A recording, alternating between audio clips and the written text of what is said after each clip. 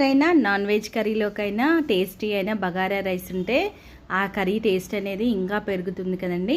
అయితే ఈరోజు మనము బాస్మతి రైస్ తోటి బగారా రైస్ అయితే తయారు చేసుకుందాము. ముందుగా బాస్మతి రైస్ని నానబెట్టుకోవాలి కనీసం ఒక హాఫ్ అన్ అవర్ వరకు. ఇప్పుడు మూకుడు పెట్టుకొని మూకుడు వేడెక్కాక ఆయిల్ వేసుకొని ఆయిల్ వేడెక్కాక మసాలా దినుసులన్నీ వేసుకొని అవన్నీ వేగిపోయాక పచ్చిమిర్చీలు అలాగే కట్ చేసుకున్న కూరగాయ ముక్కలన్నీ వేసుకోవాలి. నేను ఇక్కడ ఆలుగడ్డ అలాగే క్యారెట్ బీన్స్ వేసుకున్నాను.